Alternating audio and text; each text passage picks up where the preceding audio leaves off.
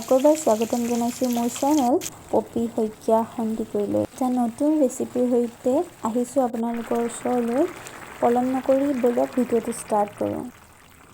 প্ৰথমে মই জিকাকেইডোখৰ এনেকৈ কাটি ল'লোঁ।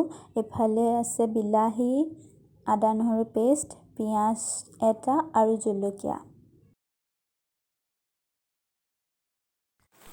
আলুকেইডোখৰ মই মাছ ফ্ৰাই কৰা তেলতে এনেদৰে আগতীয়াকৈ ফ্ৰাই কৰি লৈছোঁ। আমি যদি মাছ ফ্ৰাই কৰা তেলখিনিতে চব্জিখন বনাওঁ তেনেহ'লে বেছিয়ে সোৱাদ লগা হয় চব্জিখন। আলুখিনি ফ্ৰাই কৰা মোৰ হৈ গ'ল। এতিয়া মই ইয়াতে কাটি থোৱা পিঁয়াজটো আৰু জলকীয়া দি অকণমান সময় ভাজি ল'ম।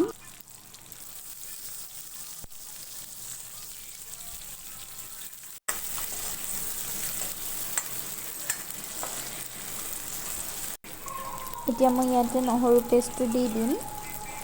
আকৌ ফ্ৰাই কৰি ল'ম অকণমান সময়।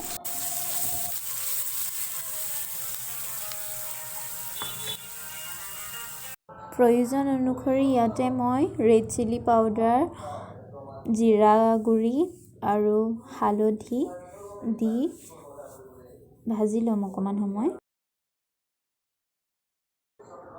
যেতিয়া মছলাই তেলখিনি এৰি দিব তেতিয়াই মই ইয়াতে কাটি থোৱা বিলাহী দি দিম আৰু অকণমান সময়ৰ কাৰণে আকৌ ভাজি ল'ম।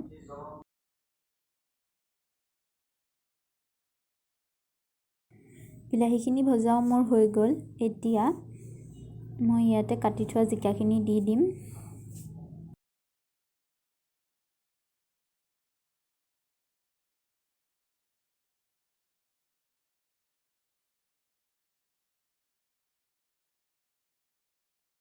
চব্জিখন ভালদৰে আকৌ এবাৰ লৰাই মই কিছু সময়ৰ বাবে ঢাকনাখন মাৰি থৈ দিম। 10 মিনিটমানৰ পাছত জিকাখিনিৰ পৰা এয়া দেখিছে পানী ওলাইছে।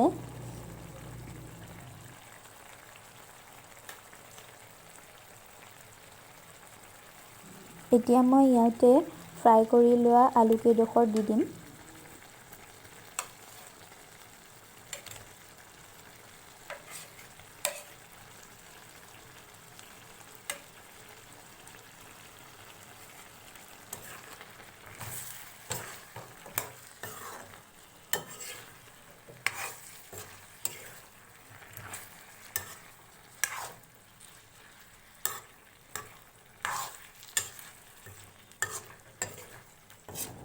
চব্জিখিনি ভালদৰে লৰাই আকৌ এবাৰ ঢাকনাখন মাৰি মই থৈ দিম।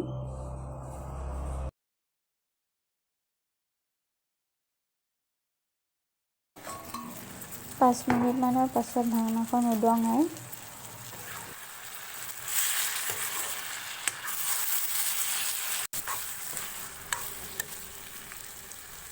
জিকাৰ পৰা ওলোৱা পানীখিনি অলৰেডি শুকাই গ'ল। এতিয়া ইয়াতে মই পানী এড কৰিম।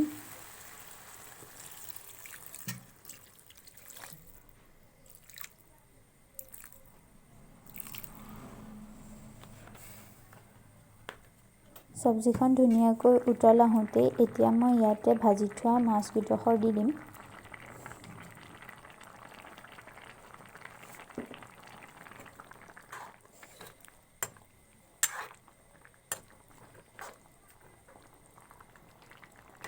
আমাৰ চব্জি প্ৰায় ৰেডি হৈয়ে গ'ল।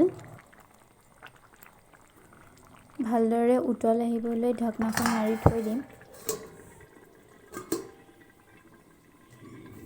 এয়া দেখিছে ধুনীয়াকৈ উতলখিনি আহি গ'ল। এতিয়া ইয়াতে ধনিয়া দি দিম। এতিয়া আমাৰ টেষ্টি চব্জিখন ৰেডি হৈ গ'ল। গৰম ভাতৰ লগত চব্জিখনৰ জুতি লোৱাৰহে কথা। এনেদৰে এবাৰ নিশ্চয় বনাই খাব আৰু কেনে পালে মোক কমেণ্টত জনাব। আকৌ লগ পাম এটা নতুন ৰেচিপিৰ সৈতে। আজিলৈ বিদায়।